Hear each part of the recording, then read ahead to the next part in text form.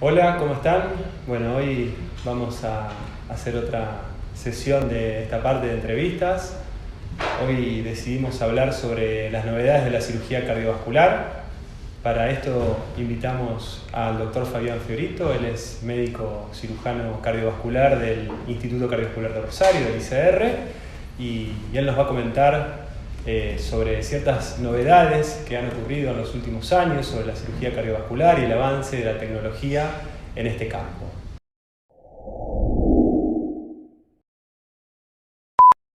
Bueno, antes que todo quiero agradecerle a Fabián la aceptación a hacer esta entrevista y estar acá con nosotros.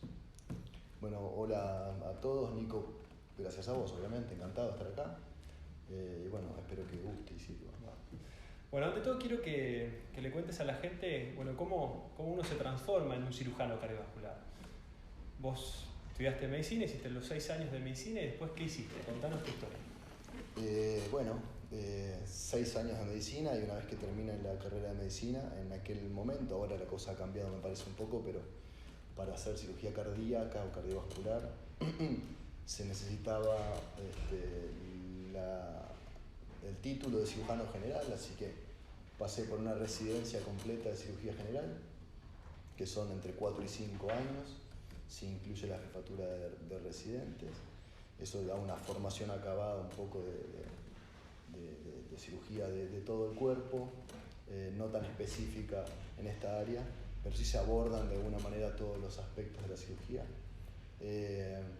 Y después de eso tuve que nuevamente ingresar a una nueva especialidad, a una nueva formación, un nuevo periodo de formación de cirugía cardiovascular. Bien. ¿Y ese último periodo, cuántos años te llevó más o menos? 3 años y medio. 3 años y medio. Bueno, esta breve introducción es bastante importante porque nos explica un poco el camino que tiene que llevar un médico para lograr ser cirujano cardiovascular y poder trabajar en el corazón de las personas, ¿sí? Imagínense que son entre 10, 13, 14 años de formación, ¿sí? ¿Tuviste alguna formación en el exterior? Tuve un pasaje por Estados Unidos, ¿sí? Donde hice experiencia en Miami, en el Hospital Jackson Memorial de la Universidad de Miami, sobre todo en esto, en la formación de cirugía mini-invasiva. Bien. Bueno, nosotros, por distintos problemas cardíacos, los cardiólogos, problemas que pueden ser valvulares, problemas que pueden ser coronarios, que necesitan una resolución quirúrgica, es cuando nosotros nos contactamos o trabajamos en equipo con los cirujanos cardiovasculares, ¿sí?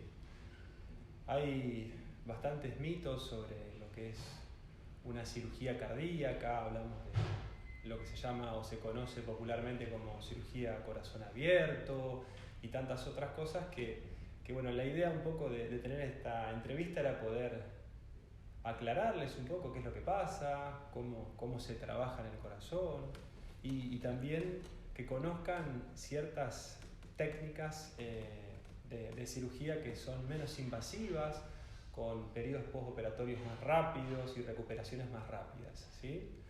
En lo referente un poco a lo que es la historia de la cirugía, quisiera preguntarle un poco a Fabián que nos haga un breve resumen de por qué Favaloro es tan importante en este punto y también es importante remarcar esto de un ciudadano argentino que logró el éxito a nivel internacional y nos permite nombrarlo con orgullo cada vez que lo hacemos. Bueno, Favaloro en su pasaje por Estados Unidos, por Cleveland, fue pionero y desarrolla la técnica del bypass coronario, que todavía hoy se utiliza con algunas pequeñas modificaciones, pero básicamente la misma técnica y permite resolver el problema de mucha población, el problema coronario. Así que Favaloro fue pionero a nivel mundial, es reconocido a lo largo y lo ancho del planeta como el que encabezó el desarrollo y pionero en la cirugía del bypass coronario. Perfecto.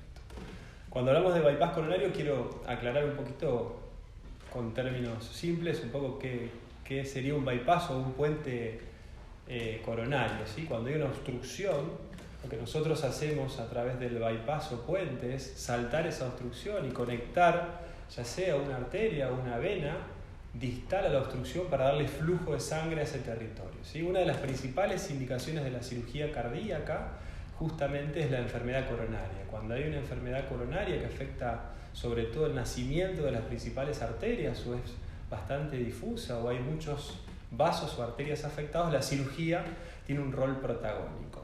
¿Cómo sería una cirugía a grandes rasgos, ¿no? De bypass coronario? ¿Cómo sería el acceso a la cirugía? ¿Qué es lo que se realizaría en ese caso?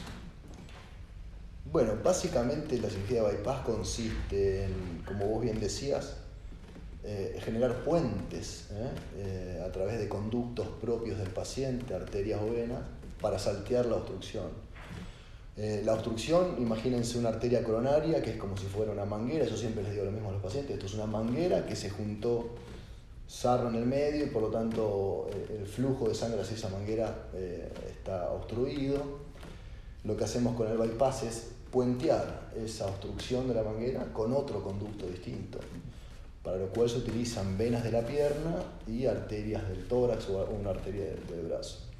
Y específicamente en qué consiste la cirugía: es una cirugía donde habitualmente se hace una incisión en el esternón, en el tórax, se buscan esos conductos y bueno, se generan esos accesos, esos puentes a las arterias obstruidas que ya las sabíamos, digamos, previamente.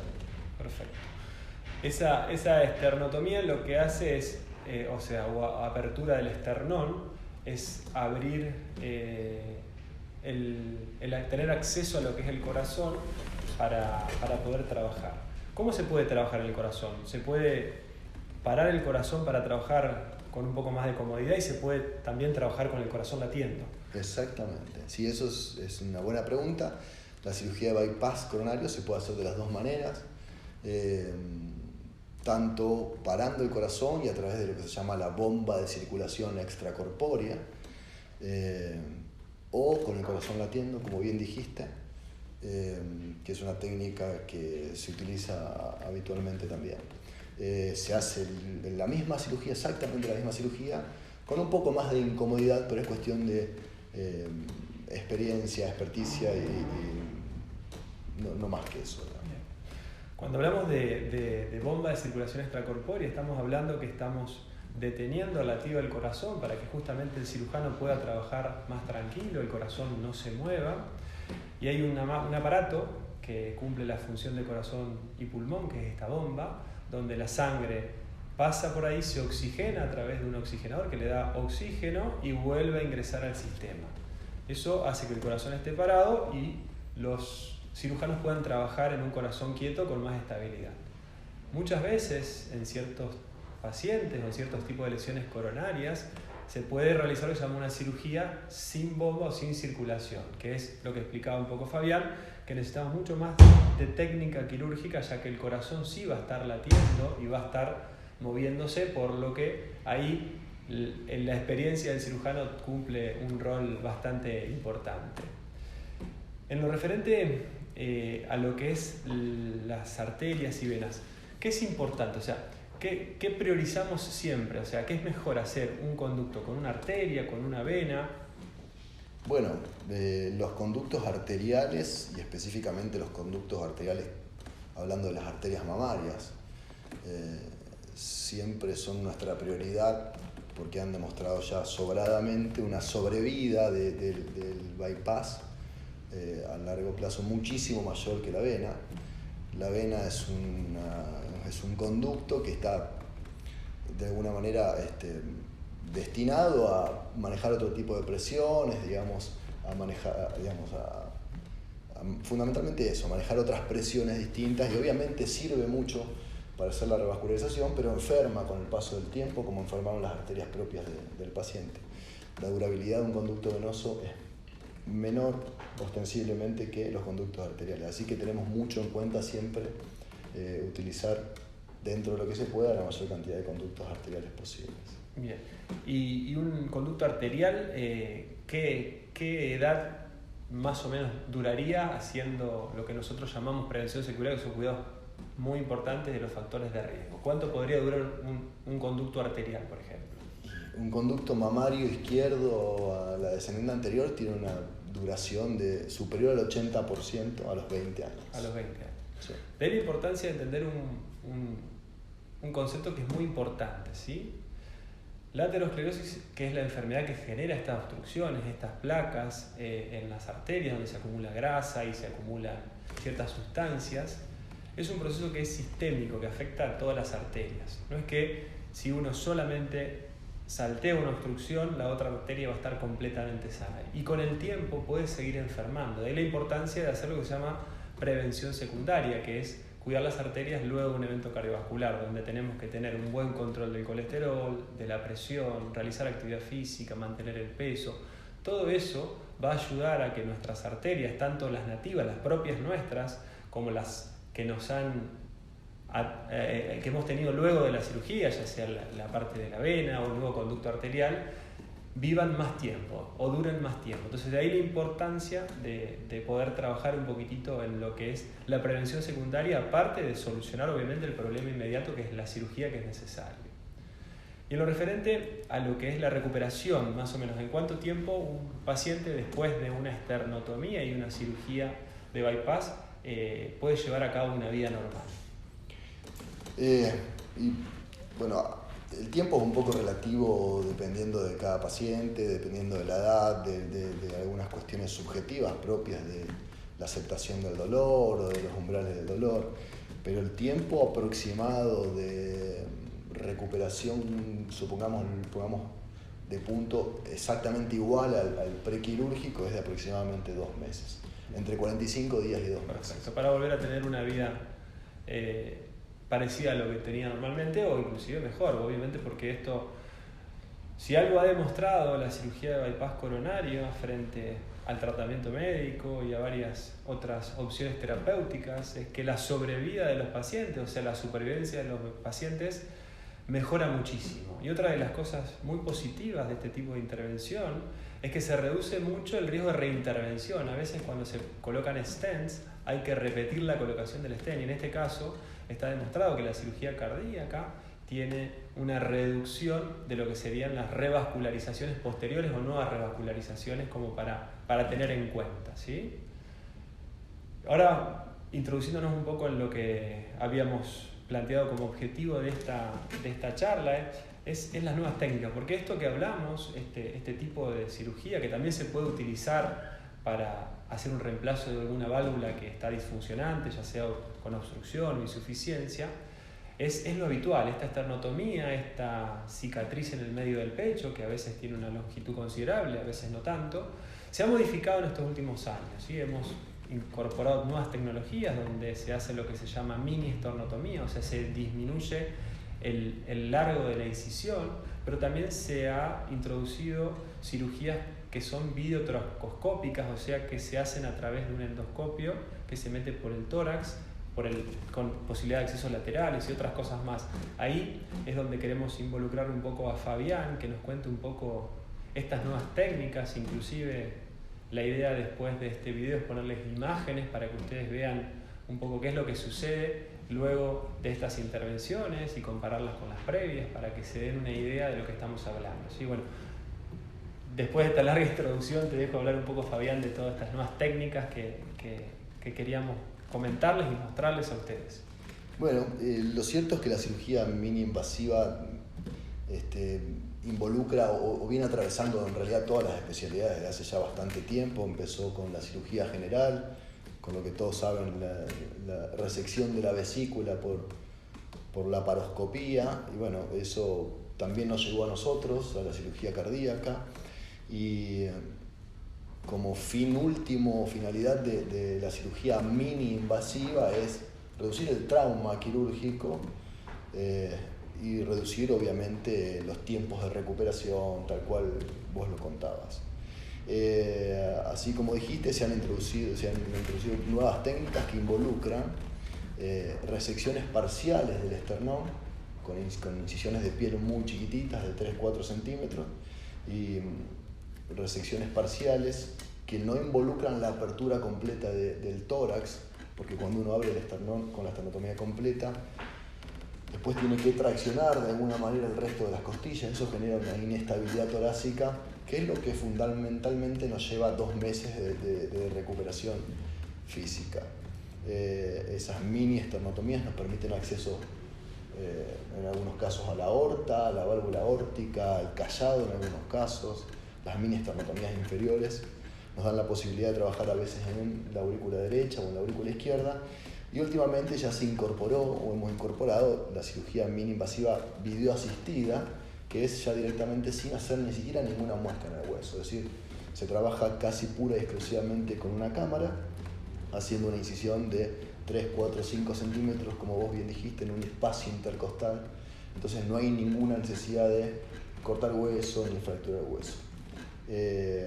Y eso también nos da el acceso a cavidades cardíacas, a la válvula aórtica, a la aurícula izquierda, nos permite hacer reemplazos y arreglar válvula mitral, válvula tricúspide, trabajar sobre los defectos del septum interauricular. Es decir, la verdad que nos han dado la posibilidad de trabajar en muchísimas patologías del corazón.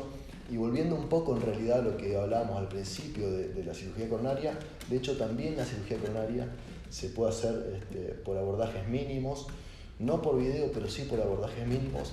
Y lo cuento siempre que hablo de esto, lo cuento como anécdota porque me parece importante.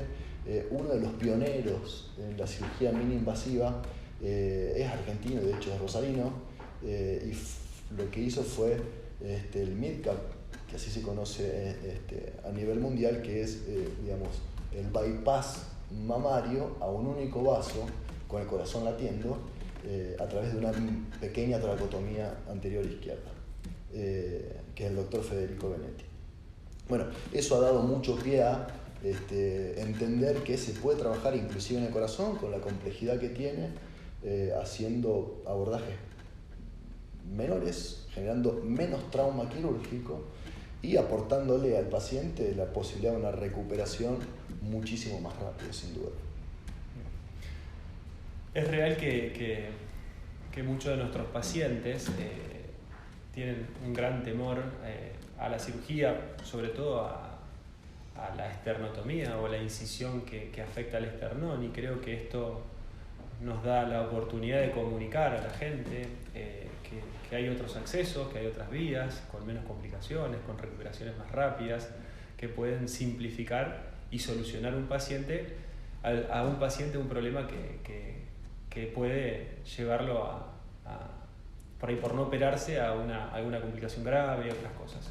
Y en el ICR, ¿cuántas de este tipo de cirugías llevan hechas aproximadamente? Y estamos acercándonos a las 50 ya. Desde el punto de vista de lo que es la evolución del paciente. Perdón, porque estamos acercándonos a las 50 de las cirugías por video. Por video. Pero las mini esternotomía no las tengo contadas, pero debemos estar cercanos al 1000. En lo referente a lo que es la devolución del paciente, luego del tipo de intervención, los pacientes notan una recuperación más rápida, ellos te agradecen el acceso distinto, ¿cómo Sí, sentís el feedback ese? La recuperación física es diametralmente opuesta a la esternotomía completa. Como todo, hay pacientes que operamos por cirugías mini invasivas que tienen una patología mucho más compleja y que por lo tanto su recuperación va a ser más lenta, propio de su patología, pero físicamente tienen menos dolor, hay menos sangrado. La recuperación física es prácticamente inmediata. Tengo el caso ya quizás más extremo que me ha pasado, pero una paciente que rondaba los 70 años y al 8º día de operada volvió a hacer pilates sin ninguna contraindicación. Yo le dije que le dé para adelante si se sentía bien y lo hizo sin ningún problema. Y hay cosas muy simples que puede hacer un paciente y que no puede hacer un paciente que tiene una esternotomía completa, como por ejemplo manejar el auto, dormir de costado, vestirse solo, bañarse solo. Son pequeñas cosas que alteran la calidad de vida de los pacientes y está muy bien recordado, ¿sí? Yo agrego un poquitito lo que es la rehabilitación cardíaca en todo este tipo de pacientes, ¿sí? Desde el punto de vista de lo que es los pacientes que han tenido esternotomía, hay distintos estudios que ya nos permiten, a partir de las 2 semanas, antes se esperaba entre 4 y 6 semanas para iniciar rehabilitación en un paciente que tenía una esternotomía de las convencionales, de las antiguas. Ya a partir de las 2 semanas uno puede iniciar con un programa de rehabilitación, obviamente teniendo cuidado en todo lo que es movimiento de brazos y otras cosas que nosotros educamos a los pacientes, pero bueno, con estas técnicas obviamente que claramente se podría empezar antes y acelerar el proceso de recuperación y entender también lo que les decía inicialmente, que a veces la enfermedad, si bien solucionamos un problema, debemos evitar problemas a futuro y trabajar en eso.